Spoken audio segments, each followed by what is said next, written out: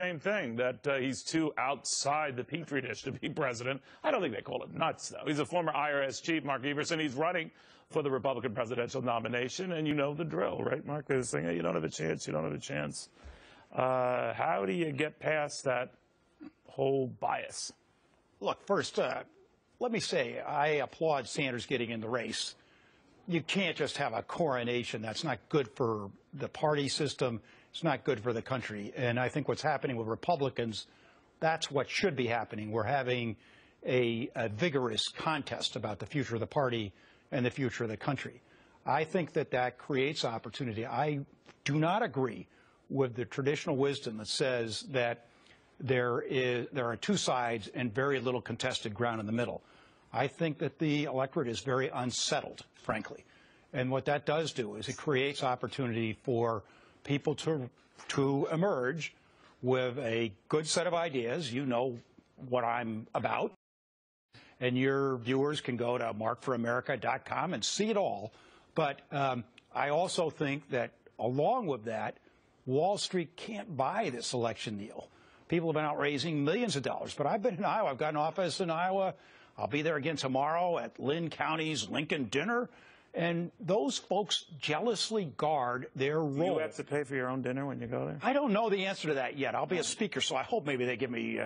But I was in Warren County, and they passed the hat, and I put in $5 a couple weeks ago. So but, you know, I'm wondering when you look at this, and I think some voters. I'm not saying voters are stupid, but there are many who are impressionable with what the mainstream media tells them. After the Baltimore riots and all this stuff, they've been hearing a lot about, well, the problem is we haven't given Baltimore enough money. We haven't given inner city projects enough money.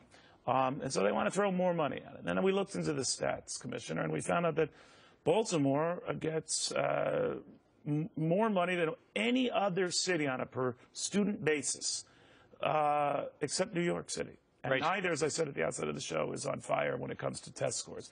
So money isn't the answer.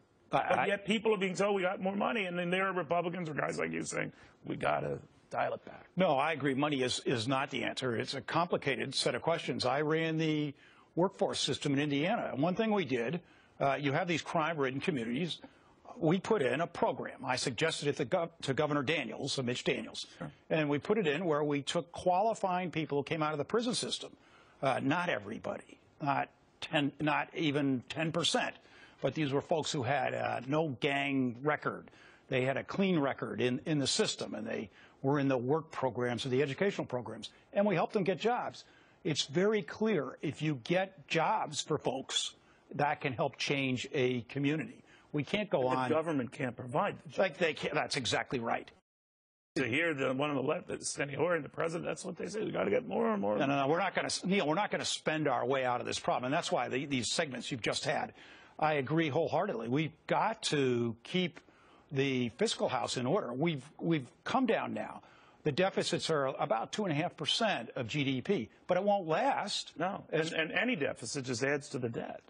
Exactly. And at 0% interest rates, can you imagine if they tick up just a little bit? So, you know, I'm all for bold tax reform where we can just change the system and get a lot of people off the income tax, bring down the rate for those who remain and the corporations. But we've got to marry that up with real entitlement reform so that we keep this on a sustainable level. And then get people into the room and keep talking about it. Yeah, and the president has to lead. This president does not want to lead about deficit reduction. It's not a priority of his. You're right. His priorities have been the health care, and now he wanted to be a president of consequence.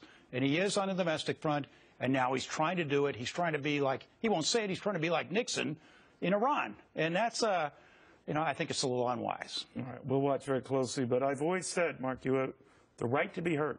You should be heard just like anyone. And the fact that you know what you're talking about deserves. And the fact that you've gotten prisoners' jobs and inmates' jobs would make you perfect for Washington. So, Mark Everson, thank you very, very much. Catch you in Iowa this weekend, I guess.